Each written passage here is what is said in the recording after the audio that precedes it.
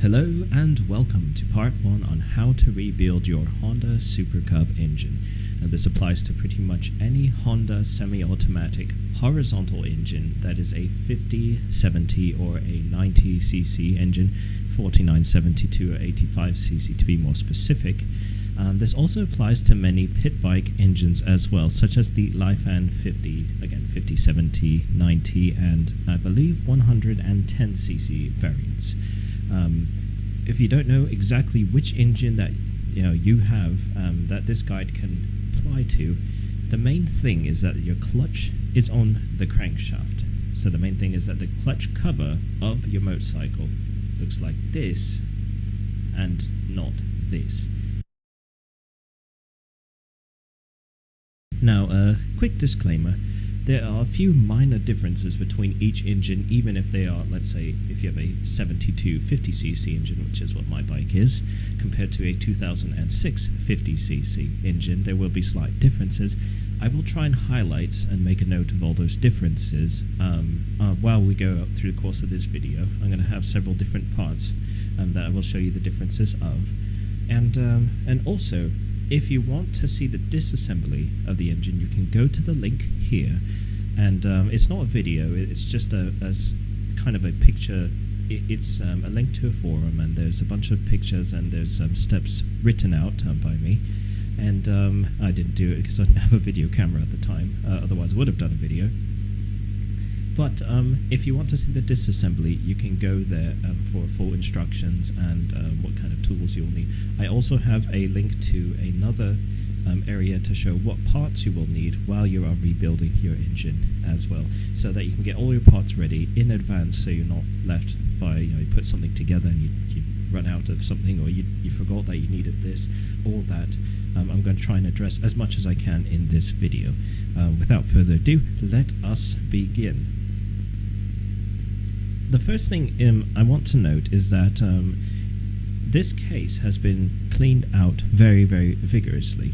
I take a lot of, I wash it with dish detergent and a toothbrush, and sometimes with a brass wire brush on certain areas, usually on the outside, to really clean off all the junk and all the grime. And then what I'd like to do is you have to scrape off all the gasket material that is sitting on here for the center gasket, and also on this side. This is the base where the cylinder meets the base case. You really, really want to make sure those are extra clean. You run your finger over the surface. If you can run your finger and your fingernail over the surface and you don't feel little bumps of gasket, try and scrape it off. If it doesn't come off, it's alright. If you don't feel anything, if it feels very smooth, then you can assure yourself you have a pretty clean surface. It's incredibly important to do that, because if you have even just a tiny bit of junk still there, and then you put the gasket on top, it is going to cause potential for leaks. And of course, you just barely rebuilt your engine. You don't want your new engine to leak, and so that's important to address as well. A quick note. This engine, I know I mentioned my bike was a 72, but this engine is from a 2005. It's a completely different engine. So it's a 2005. This specific engine is actually for a C50, so a 49cc variant of the Honda horizontal engine, and it is a 3-speed, and it's a 3-speed. Obviously, you can see right here, there's the 2 bearings that indicates. This bearing right here, you can see, is a roller ball bearing. There are, if you happen to have older bikes, let's say, I believe it's around 1996 and back, you might have a case that looks like this, and you can see right here that this bearing is a needle roller bearing. Let's get this closer to the camera. So it's the first time doing this. Doesn't seem to autofocus very well. You'll see it has a needle roller bearing. A couple questions, or a couple things about the needle roller bearing. Firstly, I find that these almost never wear out. I just barely sold one of my Super Cubs, which had over 100,000 kilometers on it, so about 60,000 miles. It had been well used. It had been rebuilt. This bearing right here, the pinion bearing, had been replaced at least 3 times, but this needle bearing, the needle roller bearing, had never been replaced, and it was fine. I had no issues with the gearbox whatsoever. And so, firstly, if you want to replace it, usually there's no need. But secondly, if you do want to replace it, they're quite difficult to find from NTN. I used to think that you could buy the needle bearing replacement from pitbike suppliers, but I found that not to be the case with a lot of engines. I tried picking up 2 bearings. I believe it was for a YX motor, a YX140, and it's a different size, it didn't fit. So if you have a needle bearing case motor, they're difficult to pull out, these bearings. They're difficult to install without damaging, and they typically don't wear out. So I just typically don't replace it at all. So just a little side note there. If you do have a case though with roller ball bearings like these, I always replace them because they're cheap. It's cheap as chips. Usually, I mean, I think genuine NTN replacements for both sides, there's going to be 4 of them. This is size 6001, I believe. This is 6203, and then on the other side of the case is 6201 and another 6203. And those are the sizes from NTN or Nachi or Koyo. Those are all OEM manufacturers of bearings for Honda. You can use either one, or I mean, any of them. They're great. I've never had issues. These are actually pit bike bearings. They're cheap, and my bike is a bit worn out. It's also I live in Southeast Asia, and it's somewhat difficult to get genuine NTN bearings without being duped into buying fakes. And so I buy the genuine, the quote-unquote genuine pit bike bearings, which they're not the highest quality. They're from Taiwan, but they are better than buying cheap Chinese fakes that are disguised to look as NTNs or Koyos or Nachi bearings, and then you get substandard Chinese crap, and that is no good. That's why I'm using these bearings. There's no markings on them or anything. Oh yeah, and a quick note on bearings. I typically haven't had much issue using pit bike gearbox bearings. They've been pretty good. So I mean, I really haven't had many failures. I have had crankshaft bearing failures with modified engines, whereas genuine Honda OEM bearings held up brilliantly. But I have had the pit bike versions fail, but not the gearbox. They've been pretty good. Even up to 140 cc's, they've been pretty good. They've lasted quite well. So just a little side note there.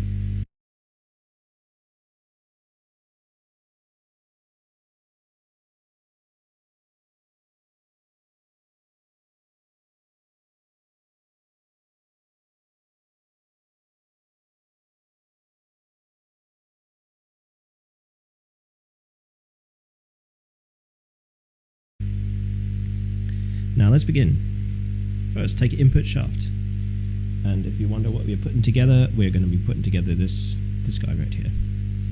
So take an input shaft, and then take this idler gear. Okay. I'm not sure if that's the appropriate name for it as an idler, or not. It's just for freewheels. But anyway, it's second gear. There you go. Take second gear. It has notches cut into the dogs. See, notches cut into the dogs. And slide it in like this. The dog's facing that way, okay? That way. This way. The dogs are facing that way. You do not need to put a washer between here and here. Just slide it on. Now, take this washer right here, and it has 3 notches in it, okay? Make sure that there's a couple sizes of these floating around. Make sure it slides in, and it locks on the shaft, so when the shaft turns, it turns the washer with it. Just make sure that it fits appropriately that way. Make sure it doesn't bind either, okay?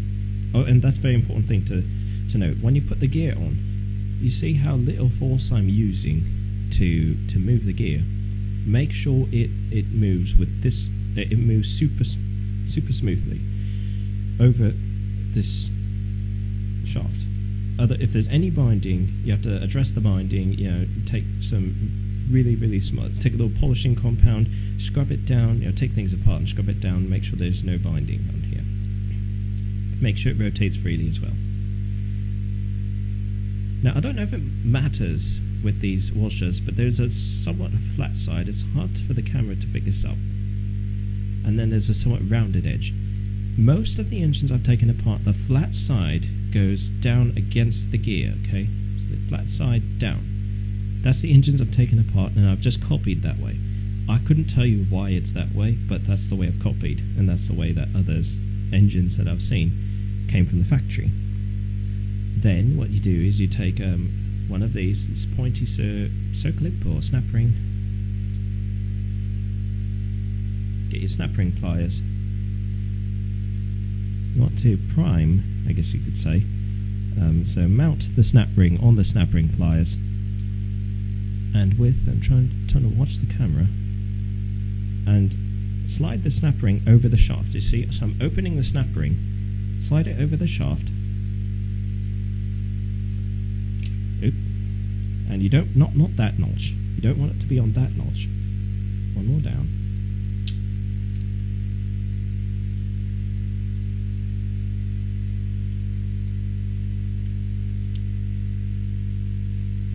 Sometimes these get just a little bit fiddly to work with, especially if you're on camera and you're trying to look at a viewer.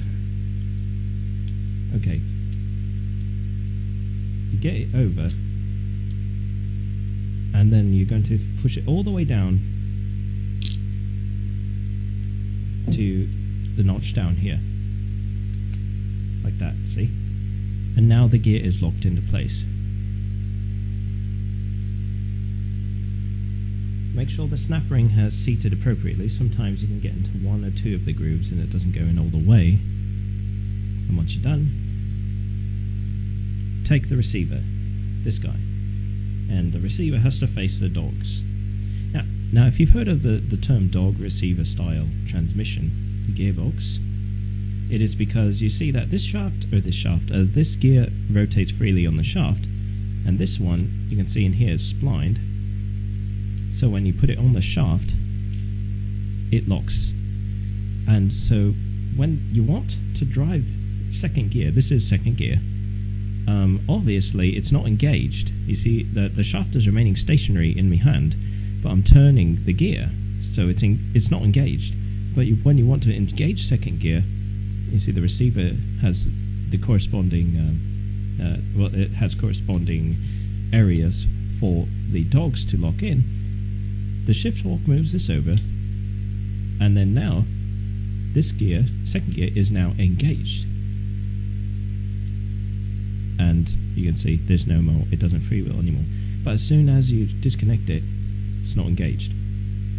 That's what you mean. That's what it means when you have a dog receiver style gearbox. That's what I was taught that it was called, but I'm not. I don't know if that's the exact appropriate term. But that is how. That's how you disengage and engage gears. Lastly, oh, and by the way, you don't have to put any washers on besides this. Just slide the receiver on. You can go all the way down. Get your other snap ring. There's two of these for the input shaft, and slide it over. And then there's a groove right here. Drop it down onto that groove, like so. And now the receiver can't come off. If you had trouble taking off the snap ring and if you've bent it outwards too far, it might not be seated completely right. It edges might pop off. So just make sure with your fingers that this isn't going to pop off in any weird way. It can rotate, it's not going to be a super tight fit. That's okay. It just has to stop this from coming off. That is the main purpose of this. And so, loose enough. This is loose, but not super loose. That's fine. And this is your input shaft. That's all good and done. Now let us put that off to the side.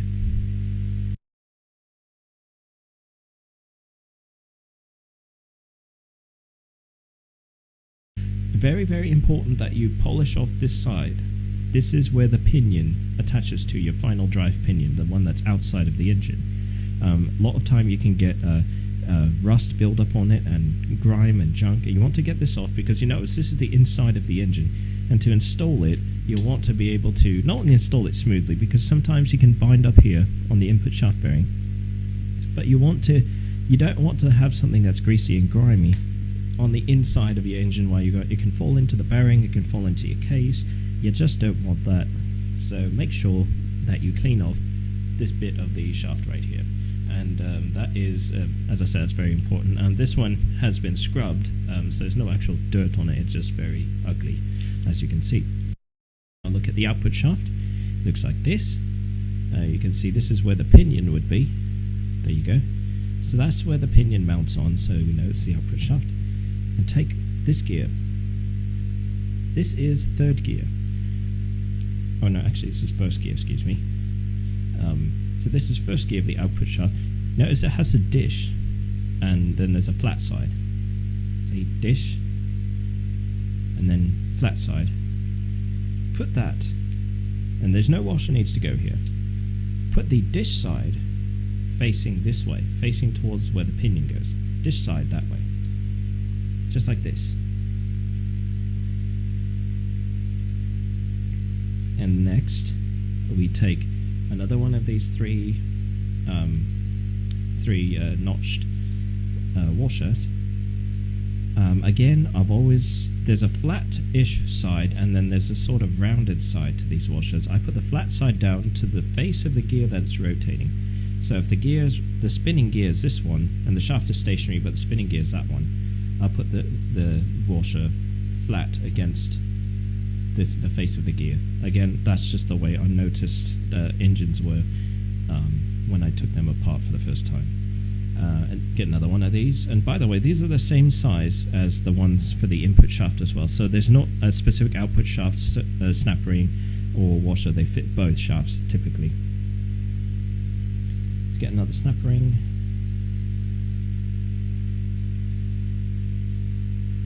And of course, you guessed it. Put it on.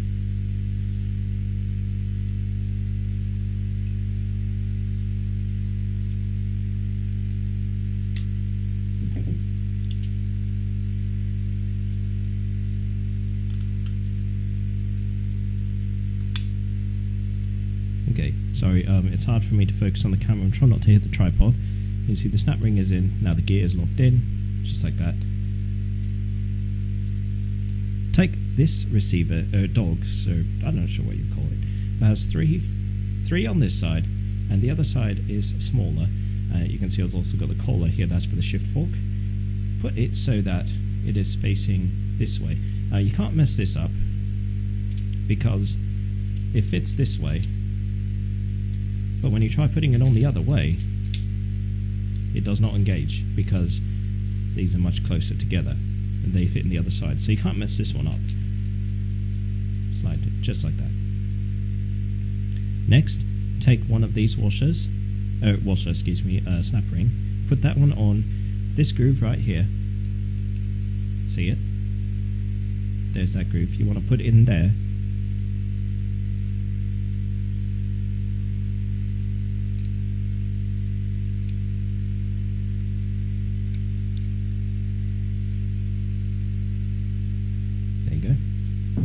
Again, make sure that the snap ring is in, it's not going to go anywhere. Again, rotating a little bit is fine. It doesn't have to be, super flush up against the shaft. And next, get another one of these 3-notched washers. Just going in following what I did before. The flat side though, not against this snap ring. Do the flat side outwards, because what we're going to do is put this gear on, and that gear you're going to see is going to rub against this side of the washer. See? So the flat side against the gear that rotates. And by the way, if you have a 4-speed, or if you have a C100 Astria, an EX5, or Super Cub 100 110, if you want to, the basic rule for assembling gearboxes is any gear that freewheels like this and doesn't have splines on inside like this one does, where you see it turns the shaft if I turn it, but this one freewheels behind it. Any gear that freewheels, it's going to need one of those washers with the 3 tabs in it, and that's your basic assembly process. That applies to the Astria, that applies to any X5, the East 110, Wave 110s, even the Innova 125. I know it's a fairly popular bike in the UK. That's your basic rule for that. So the assembly process is going to look pretty much the same. Lastly, get these two bits, the one with the spring, and how are you going to install it? So with this, the angle is this way. Okay, you see it's slightly at an angle up that way. You're going to take this part, which has a little bit of the little, not to say collar, but the skinnier side. And what you're going to do is take the spring and you're going to put it in this notch right here. And then it simply rotates over, just like that. You know, you can just roll it over. And you see it fits perfectly in this area right here. Sometimes though, this assembly, when you put it on, this is the output shaft that we just put together. Now this has nothing securing it, so it's going to fall off if you're not careful, so you have to keep this down. When you put this on, some of engines, they have a little, this is a little deeper, and you will need, there's this really fat washer that fits in the middle. I wish I had the part to show you, but I just don't have one. I thought I did, but I don't. But there's a big fat washer that needs to go inside. The main thing is though, is that this sits flush, you know, so the inside little spline part sits flush with this I don't know what you call this piece, but it sits flush. So if you see a big groove in there, and it doesn't seem to be sitting completely flat, you need to put the fat washer in there too, and you will have this obviously if you just took the engine apart. If you have a needle bearing transmission, I mentioned these two washers before, you've got to put these on the ends of the shafts. Okay, that's the wrong side, see? I'm just done that brilliantly. Okay, you need to put the washer on the end of the shaft if you have a needle bearing transmission. That goes for this one, and that goes for this one as well, you see? Got to put them on the end, and that's for the needle bearing. If you don't do that, I don't know what happens, but that's the way they come from the factory. So you have to put the washers on the end. You notice there's no washer, well there's a washer on this one, but not the other end. That's because this is a rollerball bearing transmission, they don't typically have that. Lastly, let us address the shift drum. If you didn't have any shifting issues, there's no reason for you to replace the shift drum, or the shift fork. But if you, especially with Chinese engines, like older Lifans, especially before like 2014, and so that's not really old, but I've seen so many of them fail with bad shift forks. Now the issue is actually with the gearboxes, not with the shift fork. Now these are okay, because I've used Lifan forks in Honda engines with Honda gearbox, and I haven't had issues with them. The issues with the gearbox itself. So if you have failing shift forks on your Lifan, don't replace the shift forks. Well, I mean, do obviously get new ones, but replace the gearbox. And try and get even a used Honda one is better than a new Lifan that's not newer than about 2014. I've seen newer I took apart a 2016 Lifan 107, and that was a good gearbox. It didn't have the issue of the cogs, if you know what I'm talking about, the cogs pushing out the gears, and which ruins the pads on the shift forks. They didn't have that issue, so from after 2016 I didn't have an issue. So like I said though, if the shift forks get ruined for any reason, and you've just been not using the bike normally, especially if the bike is jumping out of third gear, that is a definite sign that you need to replace the forks or the drum altogether. Now, usually you can just buy the whole shift fork assembly like this. It comes already pre-assembled, so it's not even necessary to take it apart like this is. Like I've done, I just like showing you every little piece of the way. So take your shift drum, and notice that there's little pins that go in here. I've removed those because they fall out pretty easily. Hold it this way. This little nose, I guess you can call it, the side with the contact switch. In fact, let's just put the contact switch in now. This is the contact switch. Again, make sure if you have a lot of these, this is the 3-speed one. There's only one tab on it. If you have the 4-speed, it's going to look like this. See, there's 2 tabs because the 4-speed has what we call top gear light, or a 4th gear light. It tells you when you're in 4th gear. And if you have the newer version, like I do, this is out of a 2012. fuel injected Cub 50. Oops, wrong way. The copper contact switch, or it doesn't have one. What it does is, you see this little notch right here, and there's a little pin in here, and you put the transmission in first, and then you bolt the copper contact, or you bolt the contact switch to the outside, and it mates up into the notch. And that's the newer style neutral or fourth gear light switch. That's also, you notice there's no holes drilled into here, because there's no switch to contact. This engine's out of a 2005, as I think I mentioned. Take your first shift fork. Okay.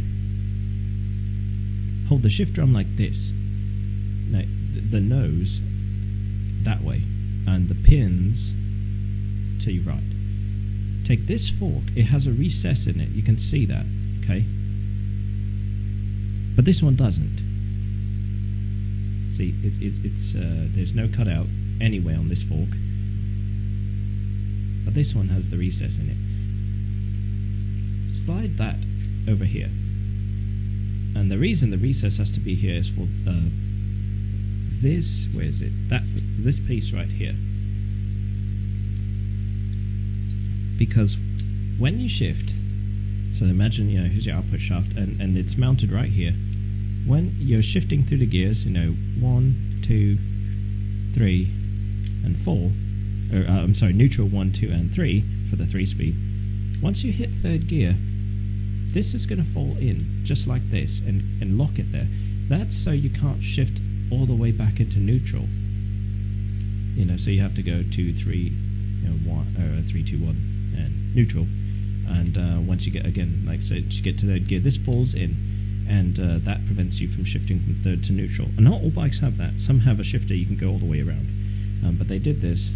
I don't know what years, but this is a 72 and it has this. That's all I know. So this side has the recess cut into it. So you put that gear, or that fork, on this side. Then, you see this hole? Take this pin. Here's what it looks like. It's got the little groove in it, and you want to put the groove side up.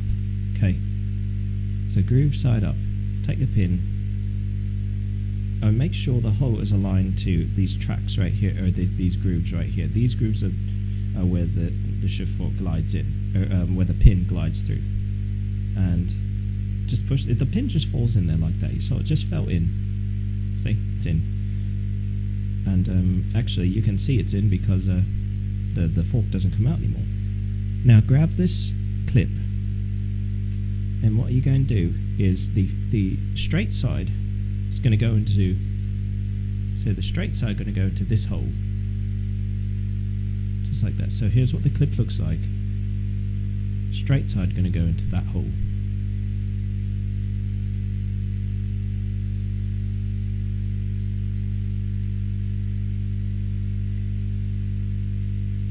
Once you get it started, select that. I can push this in with my thumb. There you go. And it's in, and that's locked into place. To make sure that it's locked into place though, try and bang out the pin, and if the pin doesn't fall out, then you're good to go. And that is how you put the first fork in. It works just fine. Let's move on to the other fork. Don't put the fork in this way. This is incorrect, okay? Both forks have to be, I guess you could say it's like their butts are facing each other. Okay, they come really close like this. See, here's the completed assembly. So you want to mimic that. And you don't want to do it this way. That's incorrect. Okay? And the same process. Fork, line it up with the groove, take your pin, the one with the notch side is up, slide it in the hole,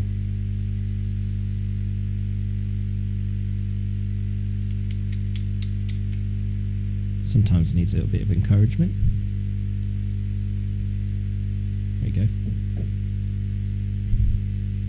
take this pin, straight side goes into this hole.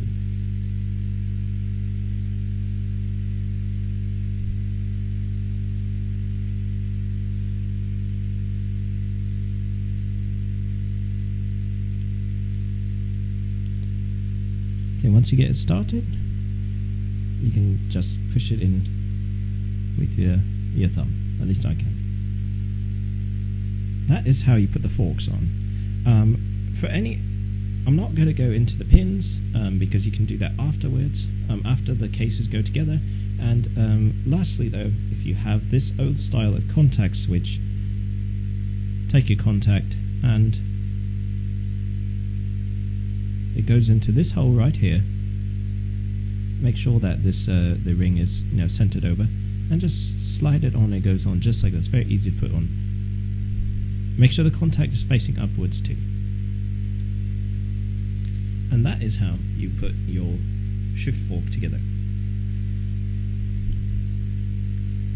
Lastly, let's go to the Kickstarter shaft. Make sure it's the correct shaft. If you just have a bunch of these laying around, they are different sizes. I've made the mistake of putting a too short one from a I can't remember what it was, but because it was just laying around. But I put one that was too short in, and this side did not stick out of the clutch case, so it just effectively acted as a plug. So that was stupid of me. So, but if you're just taking it out of the engine, you don't have to worry about. But it's going to be the right size because it was the original part. I'm going to take this bit right here. See, it has a bunch of teeth, and your gear might look a little bit different than this. As long as you have the bottom one, which has the teeth like this, slide it down where the teeth side is up. See, teeth side up. No washer needs to go here either. Just teeth side up. And then, depending on what... I've seen several different types of this. You're going to have a big fat washer like this, or you're going to have 4 little washers. Or maybe 5. Or 2. You're going to have shims. See, oops. So see, it has these really, really thin shims in here. Audi. I don't like Audis. Actually, I like Audis, I just don't like the people that drive them. So, but anyway, mine had 4 shims. Put those in next. And they sit just like this. But yours might have one big fat washer, and that's actually the majority of bikes I've seen had one big fat one. And this is a little bit weird for me. Next, take your large snap ring like this. This is bigger than the ones that went on the output shaft and the input shaft. This one's quite a bit bigger because this part of the shaft is a lot bigger. And you'll notice this. Just don't make a mistake of trying to use this somewhere else. So mount it on the snap ring pliers. Slide it over.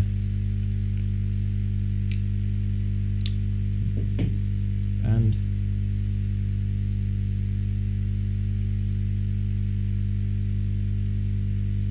sorry, I'm just trying to make sure that it's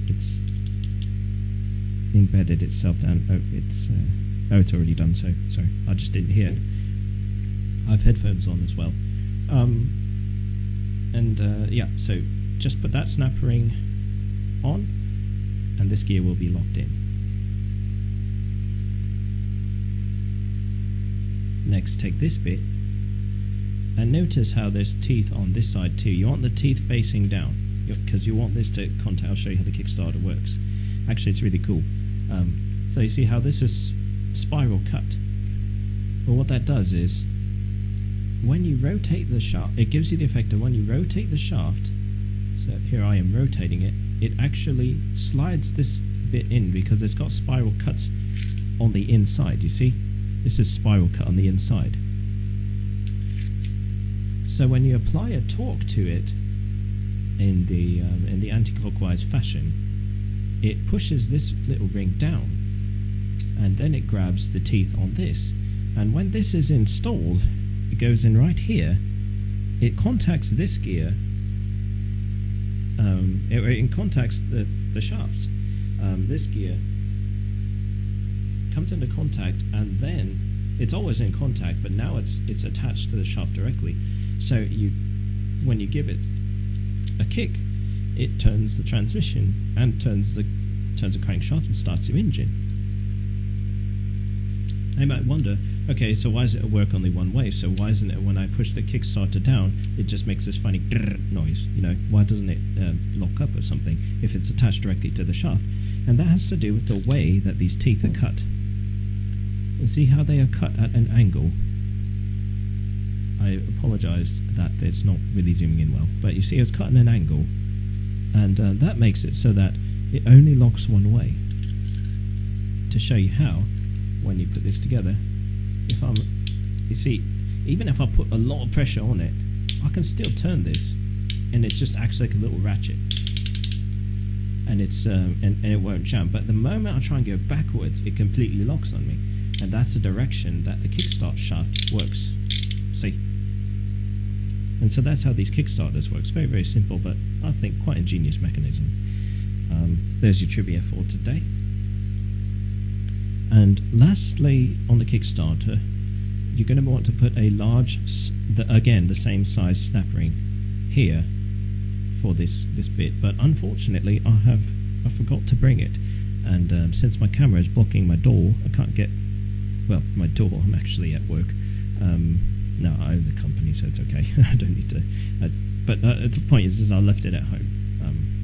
Anyway, there's another snap ring, and it goes here. And just pretend that I'll put one on. There you go.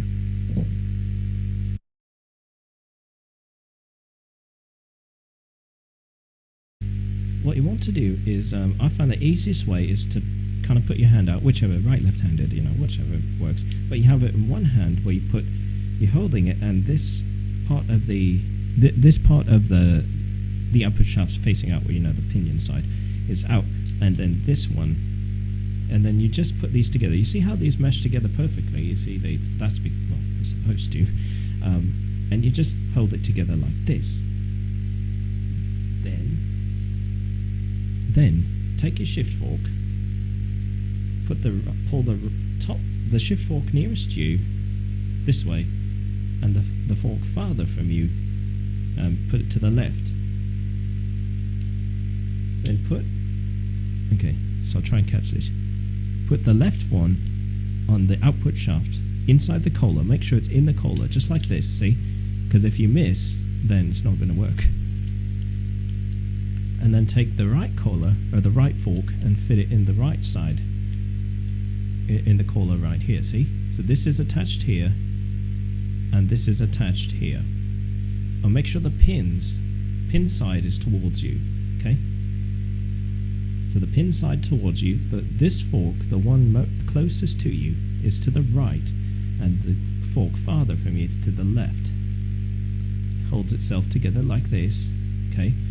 And double checking, make sure the copper, if you have a copper contact switch, it's going to be on there. This one does not have that. It uses a different style switch, as I've outlined before.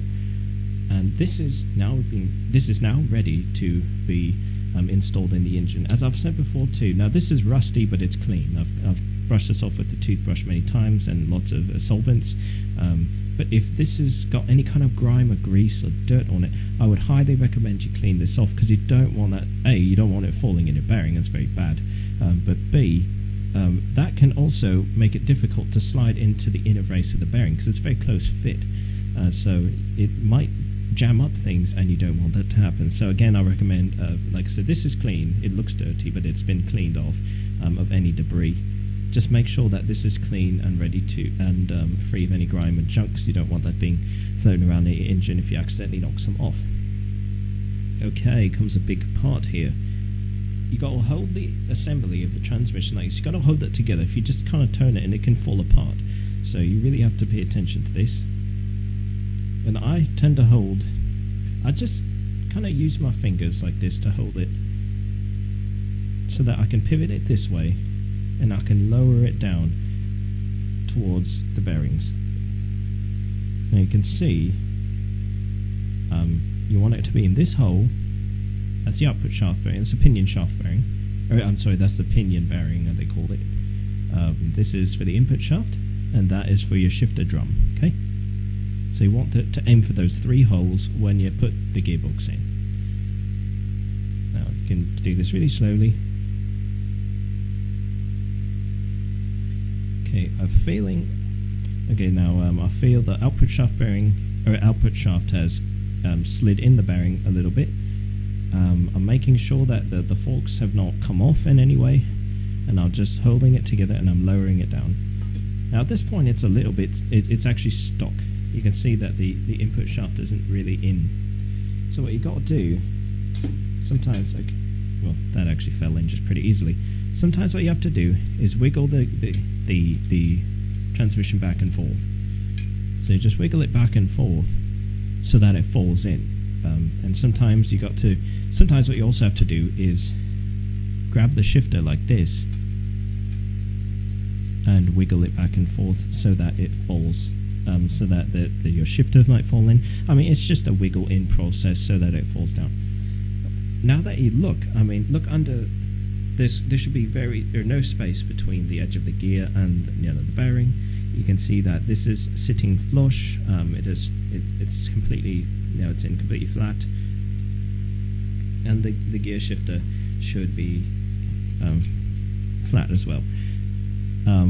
Last one I like to do is I like to, and if it doesn't shift cleanly, that's okay. I like to work the shifter over through the gears. Sometimes you have to wiggle back and forth for it to go into gear. And I just like to see if it's working.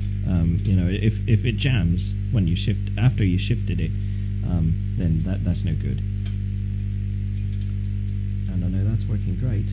And you can actually see I'm in neutral right now, because it's this is completely freewheeling. Move my hand. So this is neutral, and I just leave it in neutral after that. See, I'm actually holding the output shaft, but I'm still rotating the input shaft, so I know I'm in neutral. And that is how you install the gearbox. It's actually quite straightforward. One thing to note though. Yeah, let's say I put it in, let's say I go into 3rd gear. You know it's in 3rd gear because, see that notch I was talking about, it fits in there. This prevents it from shifting into neutral. But you notice it's a little bit, it feels like it's dragging a bit. You notice there's a considerable amount of torque I have to apply to spin it. That is okay. And the reason that's okay is because this spring right here, it is going to provide that sort of resistance, but once the motor oil gets into it, and it will be fine, trust me.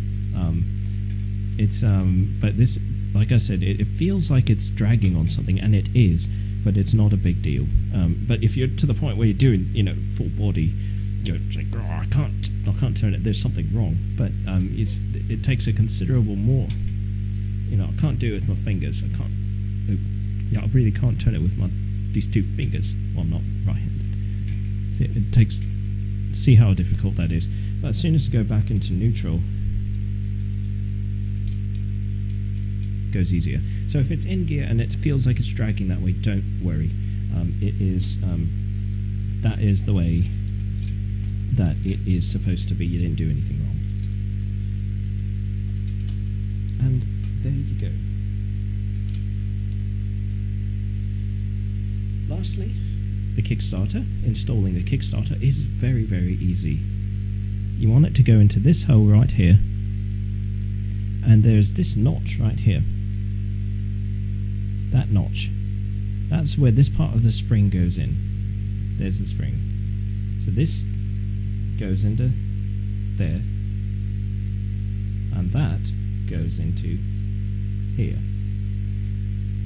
So just lower it down. I didn't put oil on this, I'm sorry. I'm actually not going to use this Kickstarter. I'm going to get another one which is assembled already. But all you got to do is set it in there, and that's it. That's literally all you got to do. Just make sure, like I said, that the spring is inside this groove right here, and that is it. If you want to see if it's working, all you got to do is this. It's really cool. Just turn it anti-clockwise, and you see it's turning the gearbox. See? So you know the you know Kickstarter's working, and you know it's okay. And when you turn it to the right, in fact, if you hold it, let's say you see I turned it clockwise a little bit. Now it's freewheeling now, and it's not engaging the Kickstarter at all. So you know it's disengaging just fine. And that is how we know that Kickstarter is okay. And there you go. That is how you assemble your transmission for your Honda Super Cub motor. Stay tuned for part 2. That will be coming shortly.